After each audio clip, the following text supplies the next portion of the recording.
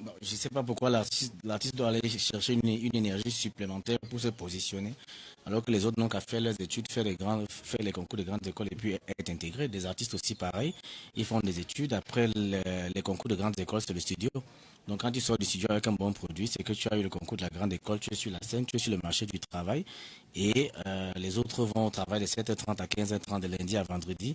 Toi, tu as pendant des jours, des nuits, des semaines, des mois consacrés travailler jusqu'à pas d'heure. Donc, quand tu mets un produit sur le marché, il doit être consommé exactement comme celui qui produit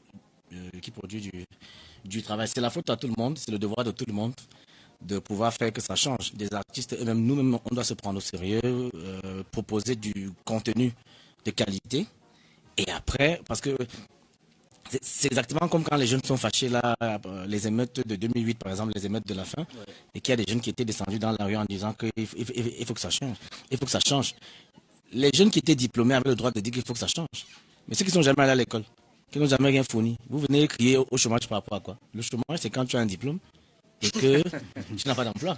Ouais. Mais toi, tu n'as jamais voulu faire d'école. Et tu vas dire qu'il y a... Donc, exactement, j'ai envie de dire que c'est légitimement qu'on pourra se plaindre de certaines choses quand on produira du contenu de qualité. Après, moi, peut-être que c'est trop facile pour moi de jeter en partie comme ça nos gouvernants, mais pour moi, c'est une question de volonté politique. On dit Encore que la volonté politique. oui, quand on le dit, l'État a le bras long et lourd. Il fait ce qu'il veut quand il veut. Il sait qui toucher pour dire stop, pour dire on avance. Donc la politique culturelle au pays doit être repensée. Nous devons penser au statut de l'artiste. La piraterie peut être freinée, peut-être pas stoppée, mais elle peut être super bien freinée. Les droits d'auteur peuvent être mieux répartis, mais pour le moment, on a beau se plaindre que les artistes se prennent pas au sérieux, ils sont toujours dans l'enfantillage, alors que nous sommes dans l'infantilisation.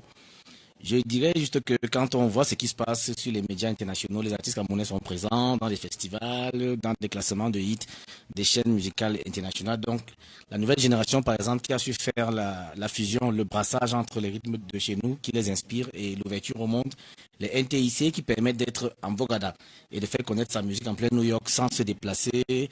La technologie a tellement avancé qu'avant, on était complexé parce qu'il fallait réaliser un album à Paris ou à New York. Maintenant, non, il y a les bons studios partout parce que le matériel coûte plus très cher et se vend de partout.